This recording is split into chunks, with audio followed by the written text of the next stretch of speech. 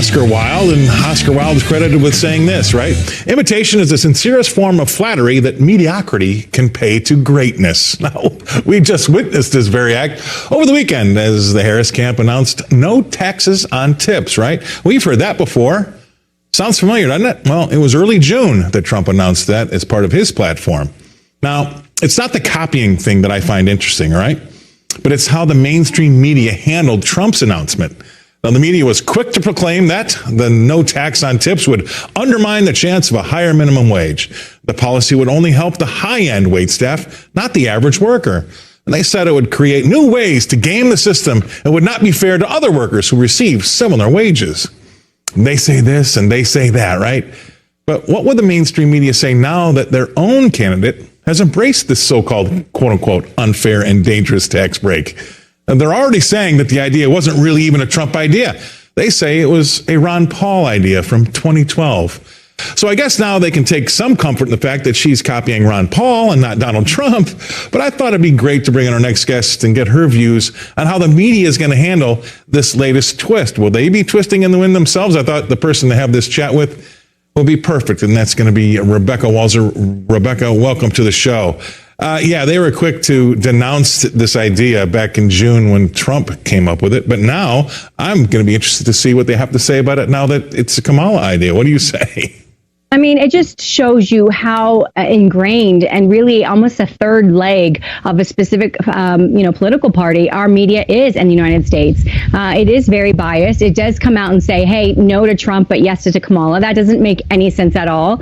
And it just proves they're disingenuous. And I'm just wondering, when are the American people going to rise up and say, you guys didn't even demand that you see the president enough to even recognize, since you didn't report it, you didn't tell us, we're going to assume that you just didn't see it, although I find that very hard to believe. So all of a sudden, it's starting to shape up that the media might be actually a participate in our elections way more than we ever thought about Donald Trump and Russian collusion. Yeah, and so now that they've come out soundly against, or at least most of the articles that were written were negative, and they didn't like the idea. I just want to see now, I can't wait for the next week or so to see these people have to write about this tax policy as now it's a good thing, and nothing's really changed between June the 9th, I think it's the exact date when he announced it, till this last weekend when she did, because you're exactly right. I really exposed this. So they've got to be careful. Maybe she should talk to the media a little bit more about what she's going to be changing next so that they can get out in front of it, because all these things that she's coming out and going back to, say, flip-flopping, I call her the flip-flop czar, but she's gone back on a lot of things she said already. Maybe we're going to have a lot of re-editing and rewriting from the media for her new ideals.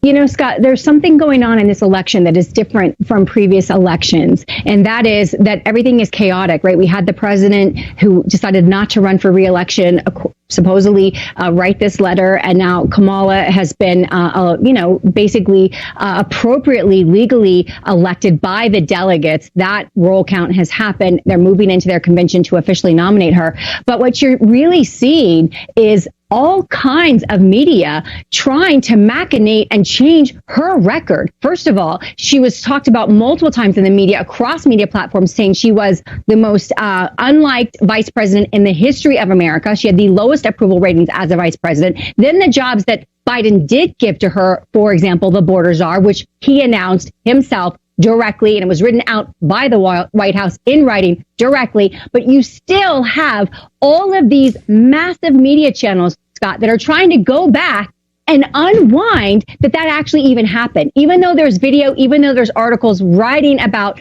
Kamala as the border czar, that did not happen. So now we're in a new state of the media not only lying to us, which we've had that for years and years, but now they are lying to our face, even while there's the video evidence proof that what they're saying now is false. So I've known that the media is disingenuous and does have a narrative and does skew people, but I have never known them to try to go back and say what they did before didn't happen and is untrue. This is and across multiple. So they are remaking and rebranding Kamala. So now when you put all of this together, you see Kamala's being rebranded. She gave Tim the job, who is almost as leftist as she is. We're talking, Elizabeth Warren, Bernie Sanders, leftist, the things that he has implemented. And so they're not even trying to moderate to the middle and appease the middle base of America.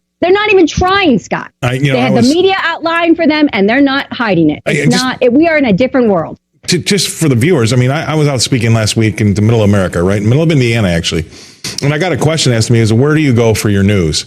Where do you go for the news? What would you tell the viewers? Where should they go for the news? Because I think the ultimate answer is you just have to be more engaged and seek out as much as you possibly can, because you're not at first glance going to get anything that's got any teeth in it.